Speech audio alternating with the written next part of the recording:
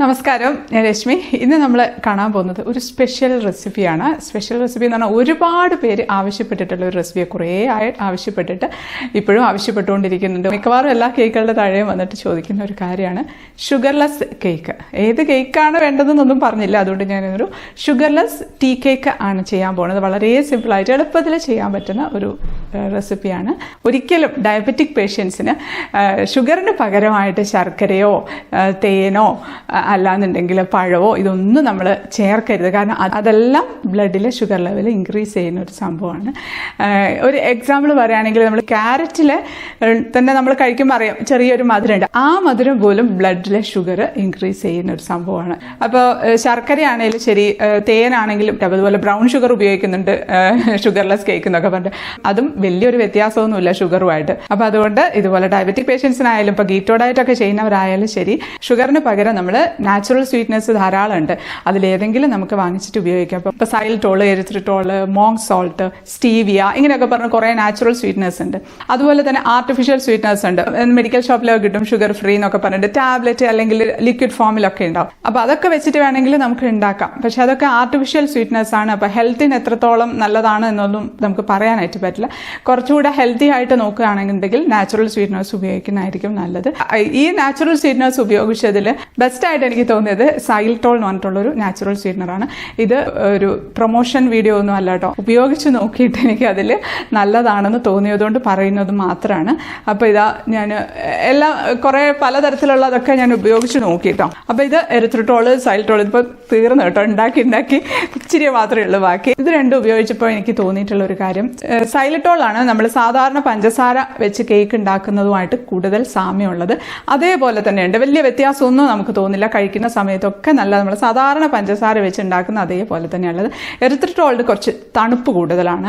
അതായത് നമ്മൾ കേക്ക് കഴിക്കുന്ന സമയത്ത് ഈ നമ്മൾ ഗ്ലൂക്കോസ് ഒക്കെ വായിലിട്ടാൽ ഉണ്ടാവുന്ന ഒരു ഫീലിംഗ് ഇല്ലേ, അതുപോലത്തെ ഒരു ഫീലിംഗ് ആണ്. പക്ഷെ ഇതിൻ്റെ രണ്ടിൻ്റെയും പ്രോബ്ലം എന്താണെന്ന് വെച്ചാൽ ഇത് ഇച്ചിരി കോസ്റ്റ്ലിയാണ്, വളരെയധികം കോസ്റ്റ്ലിയാണെന്ന് തന്നെ പറയാം പഞ്ചസാരയൊക്കെ ആയിട്ട് വെച്ച് നോക്കുന്ന സമയത്ത്. അതുകൊണ്ട് ഞാൻ ആർട്ടിഫിഷ്യൽ സ്വീറ്റ്നറായിട്ടുള്ള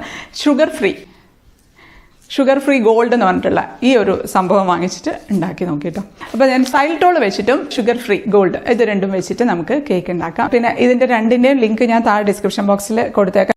അപ്പോൾ നമ്മുടെ ഷുഗർലെസ് ടീ കേക്ക് ഉണ്ടാക്കാനായിട്ട് ആദ്യം നമ്മുടെ ട്രേ ഒന്ന് ഗ്രീസ് ചെയ്ത് വെക്കാം. 5 ഇഞ്ച് വരുന്ന ബേക്കിംഗ് ട്രേ ആണ്.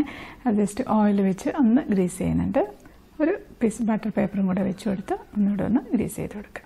അപ്പോൾ ഇനി നമുക്ക് നമ്മുടെ ഓവൻ സെറ്റപ്പ് ഒന്ന് ചൂടാക്കാനായിട്ട് വെക്കാം. സാധാരണ ഒരു അലുമിനിയം പാത്രമാണ്. അതിൽ നമുക്ക് ഒരു റിങ് ഇറക്കി വെച്ച് കൊടുക്കാം. ഒന്ന് അടച്ചു വെച്ച് മീഡിയം ഫ്ലെയിമിൽ ഒരു 10 മിനിറ്റ് അല്ലെങ്കിൽ ഹൈ ഫ്ലെയിമിൽ 5 മിനിറ്റ് പ്രീഹീറ്റ് ചെയ്തെടുക്കാം. ഇനി നമുക്ക് സൈൽറ്റോൾ നമുക്ക് പൊടിച്ചെടുക്കണം. അത് നമ്മൾ 1/2 കപ്പാണ് എടുക്കുന്നത്. ഇപ്പോൾ സാധാരണ പഞ്ചസാര എടുക്കുന്ന പോലെയല്ല, സൈൽറ്റോളിന് പഞ്ചസാരയെ കഴിഞ്ഞും മധുരം കുറവാണ്. അപ്പോൾ അതുകൊണ്ട് നമ്മൾ കുറച്ച് കൂടുതൽ എടുക്കാനായിട്ട് 1/2 കപ്പ് എടുക്കുകയാണ്. ഇത് ശരിക്കും പഞ്ചസാര തരിയെ കഴിഞ്ഞ് വളരെ ഫൈൻ ആയിട്ടുള്ള പൗഡറാണ്. എന്നാലും നമുക്കൊന്ന് പൊടിച്ചെടുക്കുകയായിരിക്കും നല്ലത്. അപ്പോൾ അത് ഒന്ന് പൊടിച്ചെടുത്തിട്ടുണ്ട്. നമുക്കതിലേക്ക് ഒരു മുട്ട പൊട്ടിച്ചൊഴിച്ചു കൊടുക്കാം. അത് നമുക്കൊന്ന് അടിച്ചെടുക്കാം. നന്നായിട്ട് ഹൈ സ്പീഡിലിട്ടൊന്ന് അടിക്കും. അതപ്പം അടിച്ചെടുത്തിട്ടുണ്ട്. ഇനി അതിലേക്ക് നമുക്കൊരു 1/4 ടീസ്പൂൺ വാനില എസൻസ് ചേർത്ത് കൊടുക്കാം. അതോടെ ചേർത്ത് നമുക്ക് ഒന്നുകൂടെ നന്നായിട്ടൊന്ന് ബീറ്റ് ചെയ്യാം. മുട്ടയുടെ മണമൊന്നും കേക്കിന് ഇല്ലാതിരിക്കാൻ വേണ്ടിയാണ് അങ്ങനെ ചെയ്യുന്നത്. ഇനി ഇതിലേക്ക് നമുക്കൊരു 2 ടേബിൾ സ്പൂൺ ഓയിൽ ചേർത്ത് കൊടുക്കാം. സൺഫ്ലവർ ഓയിലോ ഒലീവ് ഓയിലോ ഏതായാലും കുഴപ്പമില്ല, വെളിച്ചെണ്ണ ചേർക്കരുത്. അതോടെ ചേർത്ത് നമുക്കൊന്ന് ലോ സ്പീഡിലിട്ടിട്ട് ഒന്ന് അടിച്ചെടുത്താൽ മതി. ജസ്റ്റ് നന്നായിട്ടൊന്ന് മിക്സ് ആയാൽ മതി, ഒരുപാട് സമയത്ത് അടിക്കുകയും വേണ്ട. അതിപ്പം അടിച്ചെടുത്തിട്ടുണ്ട്. നമുക്കൊരു ബൗളിലേക്ക് ഒഴിച്ചു കൊടുക്കാം. ഇനി നമുക്ക് ഒരു അരിപ്പ വെച്ച് അതിലേക്കൊരു 1/2 കപ്പ് മൈദയാണ് ചേർത്ത് കൊടുക്കുന്നത്. അതിലേക്ക് നമുക്കൊരു 1/2 ടീസ്പൂൺ ബേക്കിംഗ് പൗഡർ ചേർത്ത് കൊടുക്കാം.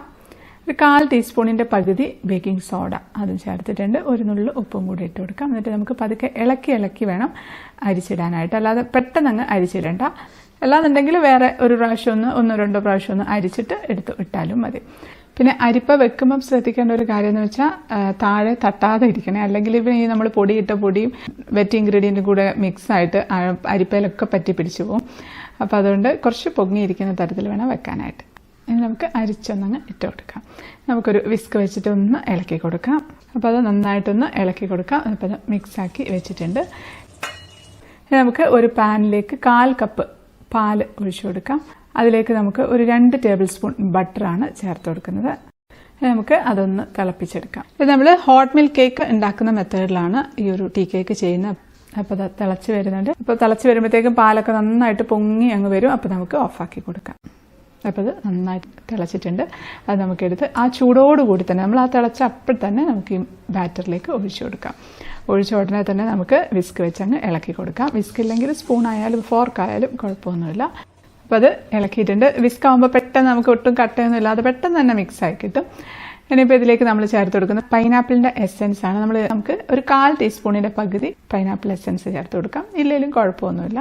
വാനില എസെൻസ് തന്നെ 1/2 ടീസ്പൂൺ അങ്ങ് ചേർത്ത് കൊടുത്തിരുന്നാൽ മതി. അതോട് ചേർത്ത് നമുക്കൊന്ന് മിക്സ് ആക്കി കൊടുക്കാം. ബേക്കിംഗ് ട്രേയിലേക്ക് അങ്ങ് ഒഴിച്ചു കൊടുക്കാം. അപ്പോൾ ഈ ഒരു കൺസിസ്റ്റൻസിയിലാണ് ബാറ്റർ ഉള്ളത്. ഒരു സ്ക്യൂർ വെച്ചൊന്ന് ഇളക്കുന്നുണ്ട്. നന്നായിട്ടൊന്ന് ടാപ്പ് ചെയ്ത് കൊടുക്കാം.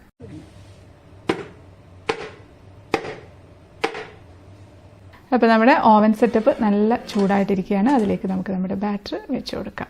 ഇത് നമുക്ക് അടച്ചു വെച്ച് മീഡിയം ഫ്ലെയിമിൽ തന്നെ 15 മിനിറ്റ് അല്ലെങ്കിൽ ഒരു 20 മിനിറ്റ് 15 മിനിറ്റ് ആകുമ്പോൾ തുറന്ന് നോക്കാം. മീഡിയം ഫ്ലെയിമിൽ തന്നെ ബേക്ക് ചെയ്തെടുക്കാം. അപ്പം കറക്റ്റ് 15 മിനിറ്റ് ആയിട്ടുണ്ട്. അപ്പോൾ നമുക്കൊന്ന് തുറന്ന് നോക്കാം. അപ്പോൾ ഒന്നും സ്ക്വയർ വെച്ചൊന്ന് കുത്തി നോക്കാം. അപ്പോൾ ഒന്നും പറ്റിപ്പിടിച്ചില്ല. നമുക്കിതെടുത്ത് തണുക്കാനായിട്ട് മാറ്റി വയ്ക്കാം. അപ്പോൾ നമ്മുടെ ഷുഗർലെസ് ടീ കേക്ക് നന്നായിട്ട് തണുത്തിട്ടുണ്ട്. നമുക്കൊന്ന് ഡീമോൾഡ് ചെയ്തെടുക്കാം. സൈഡിൽ നിന്നൊക്കെ തന്നെ ഇളകി വന്നിട്ടുണ്ട് കേട്ടോ. സൈഡൊക്കെ ചെറിയൊരു ഗോൾഡൻ കളറായിട്ടൊക്കെ ഉണ്ട്. ഇത് നമ്മുടെ ഗീ കേക്ക് പോലെ മുകൾ ഭാഗത്ത് ഡാർക്ക് കളർ അങ്ങനെ വരില്ല കേട്ടോ. നല്ല ഗോൾഡൻ കളറിലാണ്. അടിഭാഗമൊക്കെ നല്ല ഗോൾഡൻ കളറിൽ തന്നെ ഇരിപ്പുണ്ട്.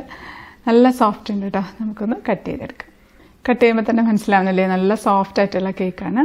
നല്ലൊരു മണമുണ്ട്. പൈനാപ്പിൾ എസെൻസ് ഒക്കെ ചേർത്തുകൊണ്ട് അതിൻ്റെ വേറൊരു ഫ്ലേവറാണ്. നമുക്കിങ്ങ് എടുക്കാം. വേണ്ട, നല്ല സോഫ്റ്റ് ആയിട്ടുള്ള കേക്കാണ്.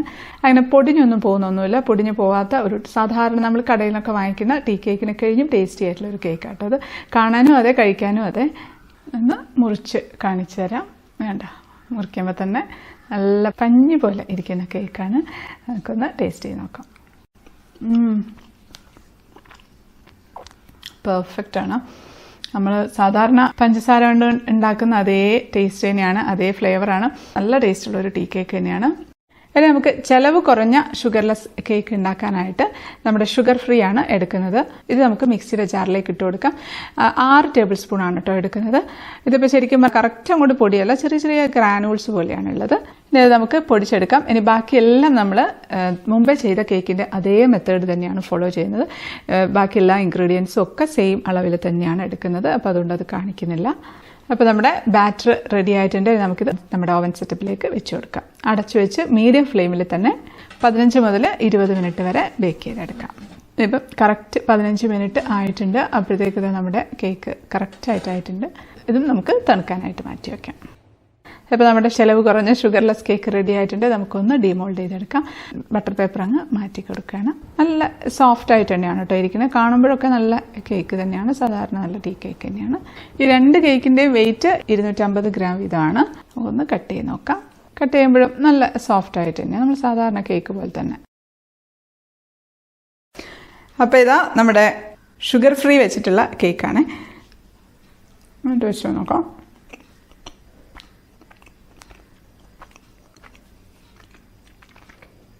മധുരമൊക്കെ ഉണ്ട്, പക്ഷെ വേറൊരു ടേസ്റ്റ് വരുന്നുണ്ട് വായിൽ. എന്താ പറയുക, അതിനൊരു ചെറിയൊരു കയ്പല്ല, വേറൊരു ടേസ്റ്റ്. പക്ഷേ ഇങ്ങനത്തെ ഷുഗർ ഫ്രീ ഒക്കെ ഉപയോഗിക്കുന്നവർക്ക് ചിലപ്പോൾ പ്രശ്നം ഉണ്ടാവില്ലായിരിക്കും. പക്ഷേ ഏറ്റവും ബെസ്റ്റായിട്ട് എനിക്ക് തോന്നിയത് നമ്മുടെ സൈൽറ്റോൾ വെച്ചിട്ടുള്ള കേക്കാണ്. അപ്പോൾ അത് പറ്റുമെങ്കിൽ ഇത് വെച്ച് ചെറിയൊരു പാക്കറ്റ് വാങ്ങിച്ചാൽ മതി. 250 ഗ്രാമിൻ്റെ ഒരു പാക്കറ്റ് വാങ്ങിച്ചു കഴിഞ്ഞിട്ടുണ്ടെങ്കിൽ നമുക്കിത് ഉണ്ടാക്കിയെടുക്കാം. കീറ്റോ ഡയറ്റൊക്കെ ഫോളോ ചെയ്യുന്നവർക്ക് ഒക്കെ ഉപയോഗിക്കാം. നല്ല സോഫ്റ്റാണ്. മറ്റേ കേക്കും നല്ല സോഫ്റ്റ് തന്നെയാണ്, പക്ഷേ ടേസ്റ്റ് ഇച്ചിരി ഒന്ന് ഇതുണ്ട്. ഇത് ഞാൻ ഒരു കമ്പനിയെ പ്രൊമോട്ട് ചെയ്യാനോ ഒരു കമ്പനിയെ മോശമാക്കാനോ ഒന്നും പറയുന്നതല്ല. അപ്പോൾ നിങ്ങൾ ആവശ്യപ്പെട്ടതുകൊണ്ട് കാണിച്ചത് മാത്രമേ ഉള്ളൂ. അപ്പോൾ ഈ ഒരു വീഡിയോ ഇഷ്ടപ്പെട്ടു എന്ന് വിശ്വസിക്കുകയാണ്. എല്ലാവർക്കും ഒന്ന് ഷെയർ ചെയ്ത് കൊടുക്കുക. ഡയബറ്റിക് പേഷ്യൻസ് ഒരുപാട് പേരുണ്ട്, മധുരം കഴിക്കാൻ പറ്റാത്തവർ.